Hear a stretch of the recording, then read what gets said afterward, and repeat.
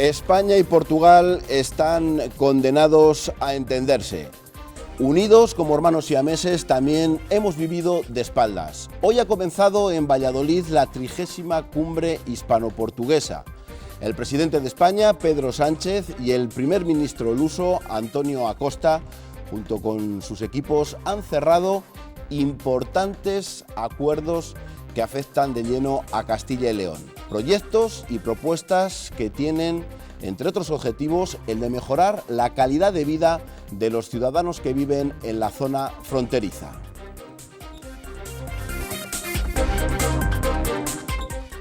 Hola, ¿qué tal? Boa noite. Siempre es bueno llevarse bien con los vecinos. Con ellos compartimos portal, la distribución del gas, la fibra óptica.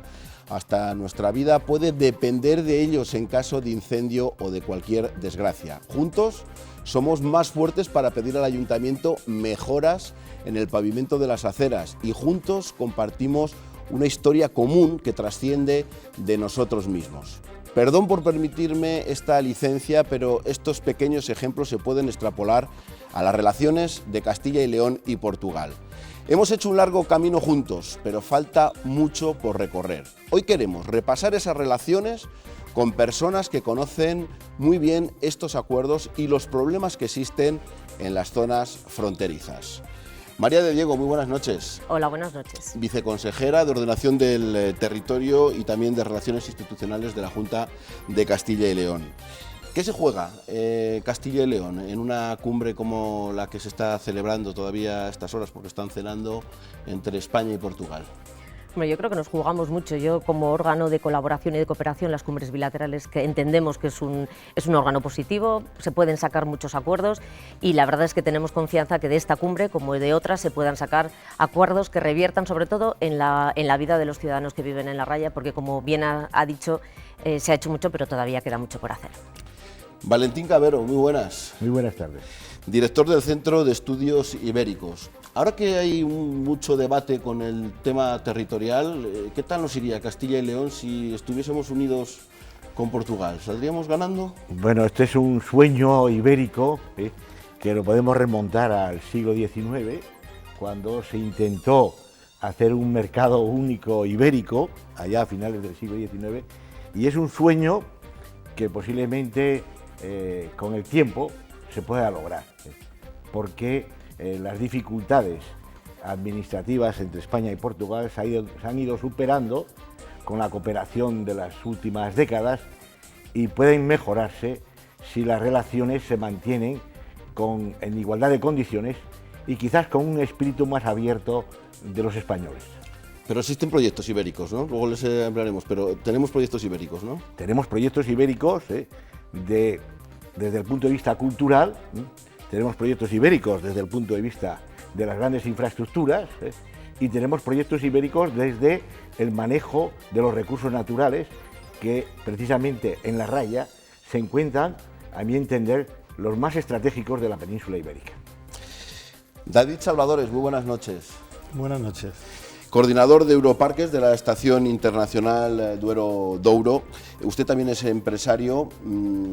¿Es complicado, dado que hay diferentes competencias a los dos lados de esa raya que no existe porque estamos en Europa, pero al final existe de alguna manera? ¿Es difícil sacar adelante proyectos en esa zona fronteriza?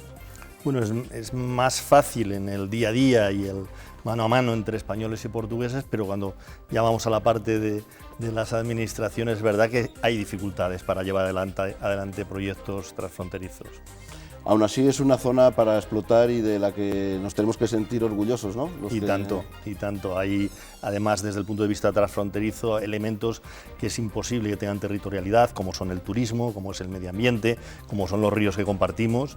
Solamente se puede entender desde la gestión binacional.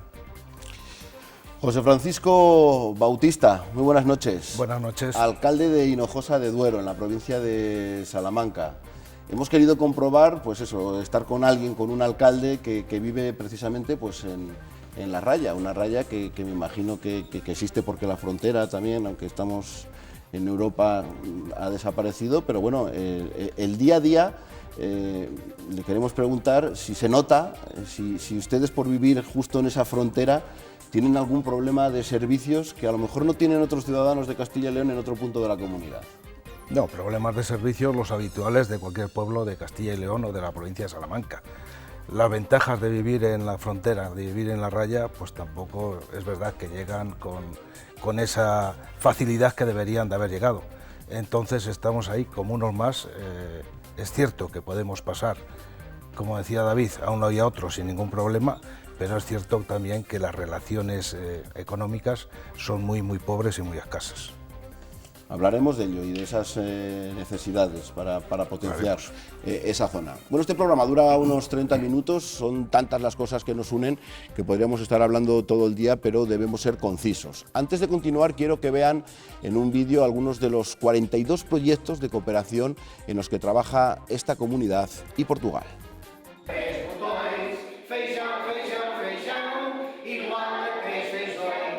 Aprenden portugués en uno de los 11 centros de la comunidad que en León, Zamora y Salamanca lo imparten como segunda lengua extranjera o dentro del programa específico para alumnos lusos que viven en Castilla y León. En total lo estudian 659 alumnos. Es una de las muchas iniciativas de colaboración conjunta puestas en marcha con nuestros vecinos. Hay también cursos de portugués para las fuerzas y cuerpos de seguridad del Estado, intercambio de escolares en primaria y de profesores y alumnos en FP.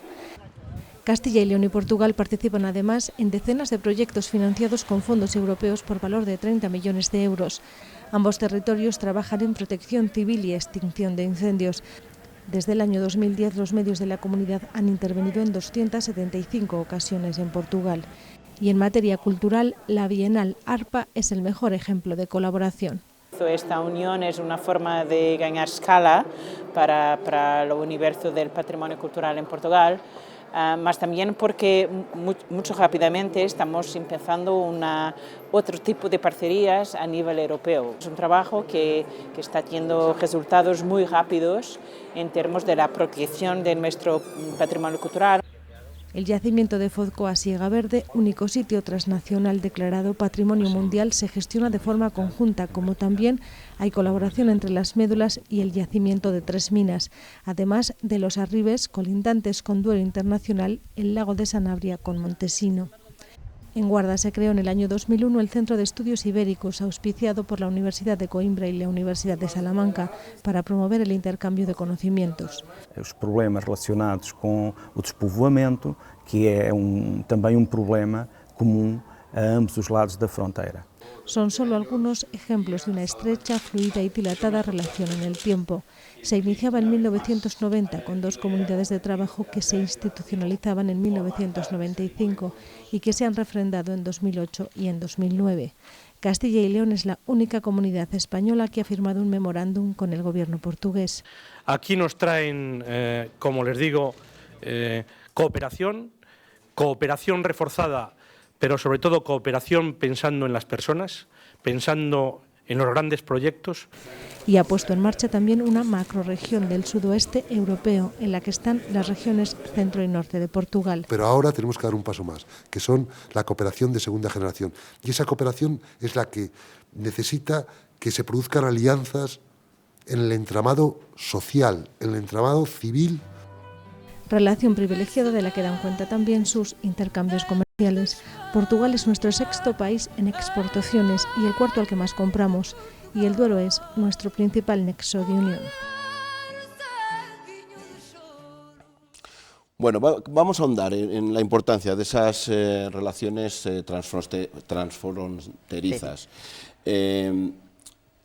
No existen comunidades autónomas en Portugal, son regiones, eso implica que las competencias son distintas.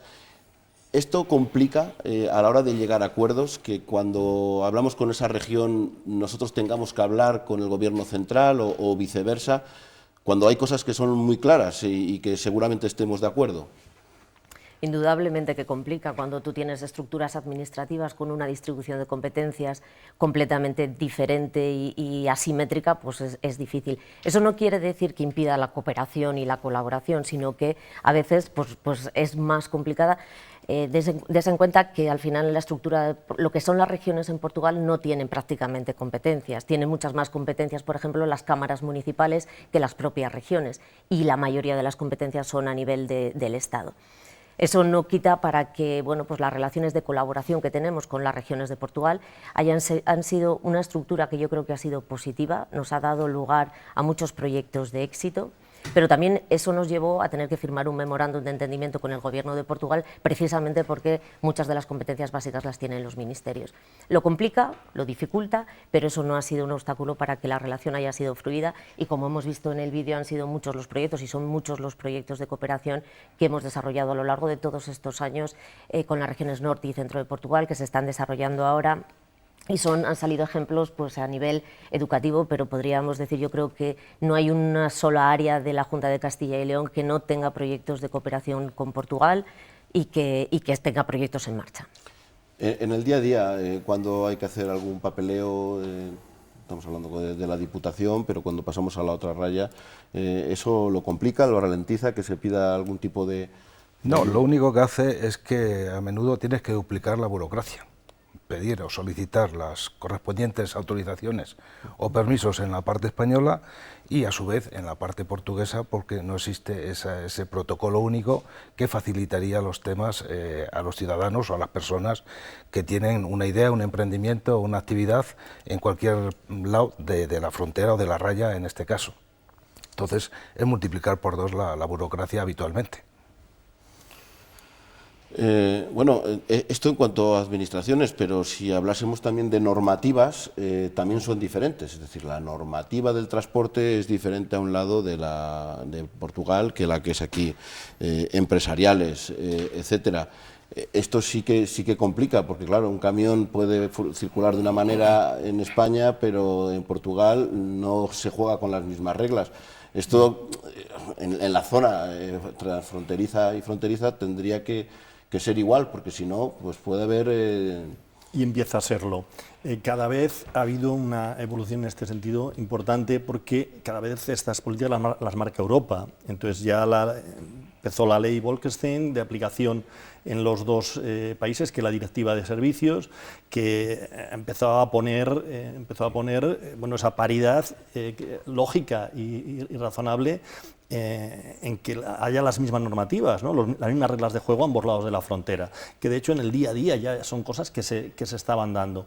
Todavía quedan pequeñas restricciones, pequeñas por parte de los dos países, pequeñas cosas que en relación al tema del vino, por ejemplo, impuestos alcohólicos que impiden que los vinos españoles se comercialicen en Portugal y viceversa, con los vehículos, con los combustibles, pero son, digamos, pequeñas reminiscencias que van a terminar, porque al final obedecen más a los lobbies de diferentes sectores que a las directivas europeas, que lo que marcan precisamente es que haya total permeabilidad en la frontera, de servicios, de prestación de servicios, de empleos, de trabajo de las empresas, y que es lo que se nos está marcando desde Europa. Por lo tanto, creo que caminamos hacia ahí.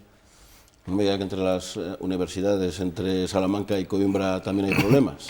No hay problemas de tipo, podríamos decir, investigador, de intercambio, pero sí quedan algunos problemas, por ejemplo, en las titulaciones, en los grados, si son 3 años más 1, si son 2 más 2, eso siempre crea algunas dificultades para equilibrar y armonizar los títulos, pero el intercambio existe, y precisamente muchos de los proyectos financiados por Interreg han contribuido a que las universidades fronterizas, incluso las universidades lejanas, como ya aparecía las Azores y otros ámbitos, hayan entrado en un partenariado, como se dice, muy activo. Y, por ejemplo, las dos jóvenes universidades de la frontera, de Trás-os-Montes, Alto Douro, o más abajo, la Universidad que en Évora, o más arriba la Universidad de Miño, que son universidades nuevas, que ha supuesto una descentralización portuguesa, pues ha contribuido a que nuestras universidades fronterizas también tengan una mayor innovación, de alguna manera. Hablaremos ahora de los fondos Interreg, de los FEDER también. También queremos hablar de los problemas, y uno de los temas centrales en los que se ha abordado esta cumbre y que importa a los dos países, también a Castilla y León por supuesto, es la despoblación. Un problema que parece que por fin ha cogido dimensión de Estado, problema de Estados, y que bueno, de alguna manera hay que, no sé si fiscalmente o de qué manera, contribuir a la gente que vive en esas zonas con tan poca población y que los servicios no son iguales que los que viven en las ciudades.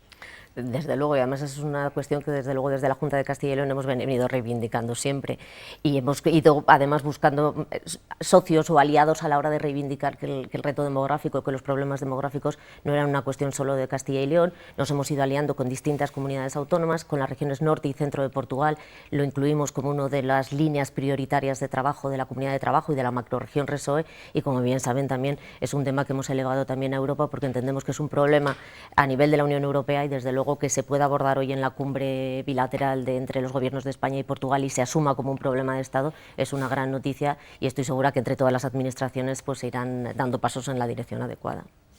¿En Portugal existe ese problema también? Quiero decir que hablamos de la descentralización y de que bueno, la ordenación del territorio no es la misma en Portugal que en España, sí, pero me imagino que también las grandes ciudades siguen absorbiendo población y que los pequeños municipios... Completamente. Aquí en lo que concierne a la zona nuestra de Trás-os-Montes, es clara la queja, ¿no?, de la centralización en Lisboa o Porto, las grandes ciudades, y cómo poquito a poco ha habido una pérdida de población en el territorio. Pero el enfoque va clarísimamente hacia donde decía el doctor Cabero. O sea, estamos en un territorio con un potencial, uno de los mayores potenciales de la península ibérica, que es justo este territorio de frontera, la zona de Ribes. Bueno, no solo la zona de Ribes, sino estos 4 parques fronterizos que forman la nueva reserva de la biosfera meseta ibérica, que es una reserva compartida entre España y Portugal, con 4 espacios, 2 españoles y 2 portugueses, totalmente unidos territorialmente.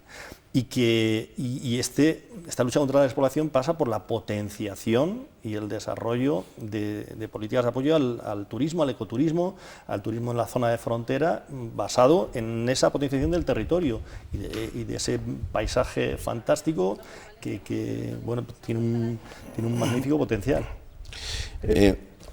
No, yo quería intervenir en este tema, por favor, porque el tema de la despoblación no puede estar cargado de retórica. Y creo que tanto el gobierno central como el gobierno de Castilla y León en este tema han sido muy retóricos, muy coyunturales, de acuerdo a los procesos y a los momentos, pero nunca ha habido una apuesta valiente, digo valiente, que incidiera en que la gente estimase su territorio, estimase los lugares de vida, los lugares con futuro, y por lo tanto llega quizás demasiado tarde. Las Cortes de Castilla y León están haciendo un gran esfuerzo, la Junta está haciendo un nuevo mensaje, el Gobierno está haciendo un nuevo mensaje, pero se necesita que esas villas, esa red de pequeños lugares y de villas históricas en la frontera compartan proyectos comunes, compartan una apuesta por la fijación de la población, pero con un discurso continuado, de autoestima. Aquí, bueno, no están aquí para defenderse el gobierno, seguro que puede ir por ahí, que todos pueden aportar. No sé si existen también microiniciativas que no tienen que a lo mejor ser grandes infraestructuras las que también son necesarias, pero pequeñas iniciativas a lo mejor de poner en valor, y estamos viendo ahora recursos turísticos, etcétera, etcétera, que capten también de alguna manera población. Porque podemos echar que la culpa es que solamente el Estado que tiene que hacer algo, pero existen microiniciativas que están apostando por el medio rural? Bueno, a mí me gustaría aclarar, primero, evidentemente nosotros no solo reivindicamos al Gobierno de la Nación el que tenga una estrategia nacional del cambio demográfico, ni solo reivindicamos a Europa. Yo creo que desde la Junta de Castilla y León, y por aclarar al señor Cabero, ha habido una apuesta clara de lucha contra la despoblación, hay una agenda para la población. Es evidente que cuando se crea empleo en el territorio, cuando hay actividad económica, es mucho más fácil fijar población. Pero nosotros, desde la Junta de Castilla y León, se puso en marcha una agenda para la población que lo que pretendía era incidir en aquellos sectores que demográficamente tuviesen más peso, en los jóvenes, en las familias, en los inmigrantes y demás. Pero, desde luego desde la Junta de Castilla y León se está trabajando en esa línea. Pero evidentemente, y comparto con él, lo que hay que hacer es también crear proyectos que dinamicen la frontera, microiniciativas. Desde la Junta de Castilla y León impulsamos, no lejos de esos grandes proyectos que evidentemente contribuyen al desarrollo económico, pequeños proyectos que son del tú a tú entre municipios de la frontera, que tienden a establecer lazos culturales, a recuperar empleos tradicionales, el que tienen, bueno, pues el potenciar el turismo, el potenciar las zonas de medio ambiente. Yo creo que con esas pequeñas microiniciativas lo que se persigue es el desarrollo económico, el desarrollo social de los territorios y, por lo tanto, el contribuir a que la población se asiente. Lo que está claro es que es necesario fondos, dinero, los Interreg, se ha hablado hoy mucho, hasta ahora estaba el periodo 2014-2020, siguen siendo necesarios y de ahí la importancia de ir de la mano con Portugal, porque es la única manera de llamar a la puerta de la Unión Europea y que siga dejando dinero para toda esta zona. Sí, los fondos son importantes, pero yo creo que es también muy importante la autocrítica. Si con los mismos recursos, en los mismos fondos europeos, vemos que Portugal, pero al lado, o sea, cuando yo hablo de la frontera no estoy hablando de Portugal, el resto de Portugal, sino aquí al lado, en la zona norte de Portugal ha habido un crecimiento, pues este año está creciendo en turismo, casi va camino del 12%, el año pasado crecieron un 19%, un 19,8% el año pasado, que es una barbaridad, o sea, es decir, el crecimiento exponencial de Portugal ahora mismo, creo que a nivel nacional me parece es del 2,8%, es el mayor de la Unión Europea. Si estamos viendo que con esos mismos recursos y con las mismas dificultades, o sea, es decir, ahí se están viendo iniciativas claras que salen adelante y que funcionan, no hay nada más que ver la evolución de Oporto, también muy cerquita a nosotros, que ha sido en estos últimos años espectacular, o sea, espectacular. Yo estaba hace muy poquito, o sea, pleno invierno, noviembre, a las 12 de la noche en Oporto cenando, con todas las calles llenas, un lunes, estoy hablando, no hablo de fin de semana ni del verano, digo un lunes de noviembre, por la noche, cenando, y todos los restaurantes llenos, todas las calles llenas, con un movimiento turístico brutal. También ha pasado una época bastante dura en Portugal. Sí, es verdad, pero por eso, como nosotros, pero hay ejemplos portugueses muy apreciables para ver dónde nos hemos equivocado nosotros, que ellos han conseguido una evolución más positiva, ¿no? Era la primera pregunta, pero yo quiero insistir por ahí, los servicios en la raya. Yo no sé si el efecto frontera de verdad existe para comunicarnos. Bueno, el roaming que todavía creo que no se ha solucionado, es decir, cambias de operador, ya está. Pero que esos problemas, si son las pequeñas cosas que no tienen sentido para alguien que a 1 kilómetro entre una operadora, entre otra, no sé si siguen existiendo todavía ese efecto frontera en el que siempre históricamente nos hemos quejado. Es que el efecto frontera está ahí. Yo siento discrepar de algunas de las opiniones que ya se han vertido aquí. Es decir, las relaciones desde un pueblo pequeño, rayano, que tiene muchos kilómetros de frontera con el vecino Portugal, es que no existen. Existe el paso de gente a las compras al mercadillo, a un lado o a otro, pero no existen esos proyectos culturales, de cooperación, de empresas, no existen. Y no existen porque no han existido nunca. Los fondos europeos que han llegado con una cierta generosidad a los dos países no han servido para crear esos lazos, para crear ese tejido industrial o para aprovechar aquellos puntos de posibilidad de negocio, de unión en un territorio en otro. Y pongo algunos ejemplos. Las indicaciones hacia Portugal o hacia los distintos territorios de Portugal no existen. Hay comarcas enteras sin indicación de que son rayanas o frontera con Portugal y que por allí puedes pasar. Las telecomunicaciones, vamos a Internet, si es que no llega a los municipios de la raya. Telefonía, estamos en el mismo caso. Todos esos fondos que debían de haber servido para crear y generar esa infraestructura básica, a partir de la cual se podían iniciar esas relaciones contractuales, empresariales, culturales, etc., no existen, no se han hecho. Ese es el gran fallo de la Junta de Castilla y León, que es quien tiene las competencias y que nunca se ha preocupado de que eso existiera, porque nunca ha habido un programa ni una proyección de esos eventos. No podemos enumerar todo, pero sí me gustaría ver un poco cuáles son, nos queda poco tiempo, entonces lo más urgente, lo que la Junta ha querido llevar esas comisiones mixtas antes de esta cumbre, porque urgen, porque son necesarias. Las reivindicaciones que hemos trasladado. Sí, las principales, por decirlo de alguna manera. Las principales. Primero, hemos hecho una reivindicación genérica de temas que no son específicos de Castilla y León, pero yo creo que tienen una repercusión importante en Castilla y León, como es el incluir en la agenda de la cumbre el reto demográfico, en la unión de los dos gobiernos por el reto demográfico, y que contando con todas las administraciones públicas, la reivindicación que los dos gobiernos unan fuerzas precisamente para defender ante la Unión Europea de la necesidad de la continuidad de la política de cohesión y que sigan llegando fondos de cooperación territorial, que creemos que son esenciales. Y en tercer lugar, el que la cumbre siga estudiando que las comunidades autónomas y regiones portuguesas, junto con los ministerios, seguimos trabajando en el estudio de esos costes que tiene o ese efecto frontera que tiene a la hora de realizar actividades a los dos lados de la frontera.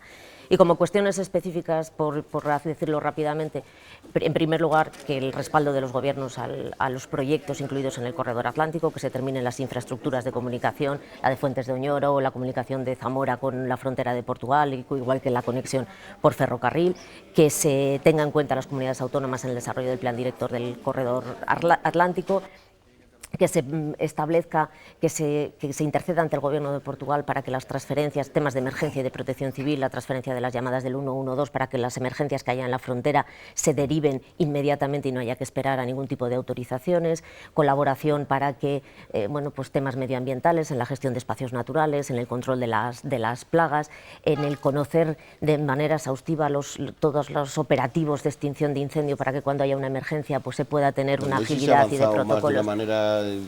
Que la solidaridad se ha solucionado más, protección civil, incendios, hay una mayor colaboración. Yo creo que los datos lo dicen, ¿no? Desde el año 2010, si no me equivoco, los datos son que Castilla y León ha intervenido en Portugal 275, 276 veces y Portugal ha intervenido en Castilla y León en 7 ocasiones. Es decir, yo creo que ahí la asistencia y la atención recíproca es fluida, es buena, y yo creo que ahí la solidaridad es lo que pesa por encima de todo.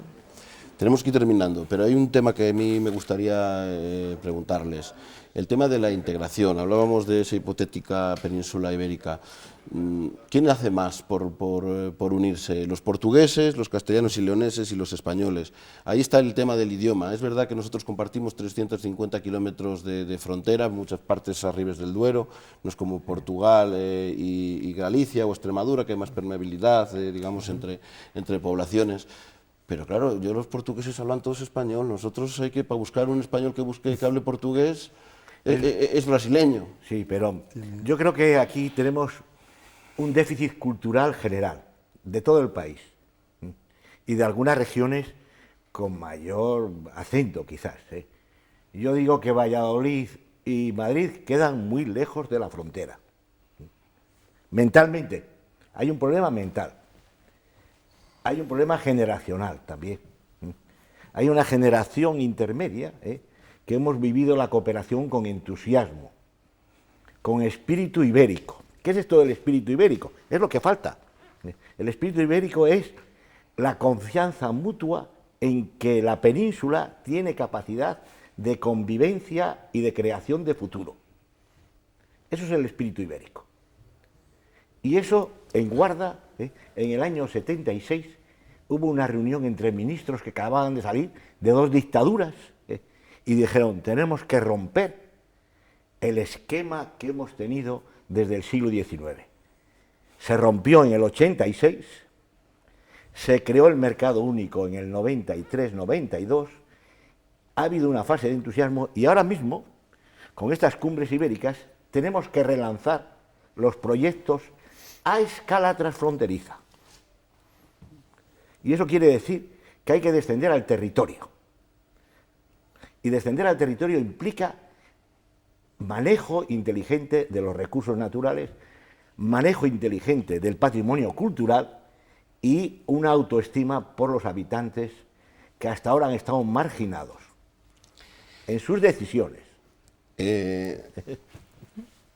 Hay organismos, la Estación Internacional, el Centro de Estudios Ibéricos, pero que a mi modo de ver, humildemente, depende más de la voluntad personal, depende de quién estén ahí, que el propio organismo. Es decir, que es así de triste. Y lo enlazo con la pregunta anterior, yo no sé quiénes son los que son más timoratos a la hora de decir que somos hermanos. Lo que pasa es que tiene este tipo de organizaciones tiene una ventaja, que es precisamente su independencia política. Son organizaciones que se han creado desde la base, son organizaciones empresariales, de asociacionismo, donde entran universidades, donde el tema político queda a un lado y entonces son muy operativas. Además, en el caso de la Estación Biológica Internacional, tiene su propia financiación a través de sus propios proyectos de ecoturismo. Y, hombre, los logros alcanzados en 25 años que se va a cumplir la estación el año próximo, ya 25 años, son importantes. O sea, es decir, se ha convertido en el principal producto de ecoturismo, no digo de Castilla y León y del norte de Portugal, con 80.000 visitantes al año, que es una cifra importantísima y una repercusión económica hacia las poblaciones locales en torno a los 3 millones de euros, ¿no?, en prestaciones de servicios. Yo creo que este tipo de microproyectos operativos son los realmente importantes y los que se tiene que apoyar, con independencia de que se apoyen otros proyectos paralelos, pero algo que funciona, aunque no sea institucional, aunque no esté formado por las administraciones, debe de tener apoyo. ¿Y alguna petición? Estamos cerrando. Sí, claramente Internet, las comunicaciones, los puentes, la unión no solo de Zamora con Portugal, sino también... Y la autovía de Braganza-León. Bueno, esa yo creo que se está enfriando, pero podría ser importante. De hecho, yo creo que son mejoras de carreteras, pero la autovía parece que no... Pues las mejoras que sean necesarias para... Pero como eje atlántico, el corredor atlántico... Y si pasa por Puebla de Sanabria, mucho mejor. Tened en cuenta que va a ser estación AVE, Puebla de Sanabria, estación de tren de alta velocidad. Para Braganza sería importantísimo, que no tiene todavía AVE. Sería estar a 15 minutos de una estación AVE. No sé si quiere hablar de Vegaterrón, que seguramente a lo mejor también, pero lo tenemos muy brevemente, porque esa es una de las reivindicaciones que creo que muy breve, sí. El problema de la lengua no existe. Nos entendemos perfectamente, aunque ni uno sepamos portugués o los otros sepan español o castellano. Sí, el problema existe en aquellos proyectos que generan empleo, que generan riqueza, y que no existen. Por lo menos en Salamanca yo no los conozco. Aparte de alcalde, soy diputado provincial y yo no los conozco. Ha habido miles de proyectos, pero no existen esos proyectos que, generando empleo, generando riqueza, luchen a su vez contra la exploración. Y pongo un ejemplo muy breve que usted acaba de mencionar, Vegaterrón. Habla David de 80.000 turistas. Vegaterrón, 300.000 o más. ¿Riqueza para la comarca? Ninguna. Cero. Por explicar, la gente sube desde Oporto por el río Duero, pero cuando llegan ahí a ese puerto fluvial, les cogen autobuses y se pueden ir a lo mejor a Salamanca, pero allí no consumen, no quedan allí, ¿no? Esta comunidad tiene la ventaja de, desde la propia comunidad, poder dar la vuelta al mundo en barco, desde Vegaterrón. Vegaterrón, Oporto, además tiene la ventaja de tener las únicas esclusas de verdad de todo el país. Bueno, tenemos 27, de Castilla, aunque sean también, son de juguete, 27, 35 metros, 23, creo que hay alguna diferencia. Humildes, pero... en un paisaje patrimonio de la humanidad. Antes se ha hablado también de los espacios protegidos y demás, de eso también habría que haber mucho, del papel que juegan y de la falta de papel que juegan, de las dos cosas. Tenemos que despedirnos. María, ¿alguna cosa para los que se estén escuchando en la zona de la Raya, que querrán saber si se va a seguir apostando por reducir esas desventajas del efecto Hombre, desde luego el compromiso de la Junta de Castilla y León lo tienen. Yo creo que discrepando un poco con lo que dice el alcalde, que desde luego hay que luchar por proyectos que creen empleo, que generen riqueza, pero desde luego lo que sí que es indiscutible que proyectos ha habido, que se está trabajando, que existe esa cooperación y que desde luego que ha sido una prioridad para el presidente Herrera y para este gobierno a lo largo de los últimos años. Que tengan confianza que vamos a seguir trabajando en esa línea, que abordaremos o seguiremos trabajando y reivindicando las acciones que luchen contra el problema de la despoblación y por todas las oportunidades o todos los proyectos que sean capaces de generar empleo en la zona de frontera. Comparto que queda muchísimo por hacer, comparto que es una responsabilidad no solo de la Junta de Castilla y León, sino de todas las administraciones, desde las locales a la autonómica y a la estatal, y que desde luego el compromiso de la Junta de Castilla y León, es el mensaje que me gustaría transmitir, tienen el compromiso de seguir trabajando. Muchísimas gracias a los cuatro, el esfuerzo, muchos habéis venido desde Portugal, de la Raya, de Guarda, muchísimas gracias por estar aquí, seguiremos hablando. Portugal es un país hermano y seguro que es importante para todos estar unidos y pelear las cosas que seguramente que son iguales para todos. Muchísimas gracias por estar hoy. Muchas gracias. Gracias a vosotros. La cumbre hispano-portuguesa no para. En el informativo de medianoche con Juanma Pérez seguiremos hablando de todos esos acuerdos a los que se ha llegado en este día aquí en Valladolid entre los dos gobiernos. Nosotros volvemos el próximo miércoles también para hablar de otra reunión muy importante para Castilla y León, la que tendrá Juan Vicente Herrera, el presidente de la Junta, con el presidente del gobierno Pedro Sánchez la próxima semana. Hasta entonces, buena semana.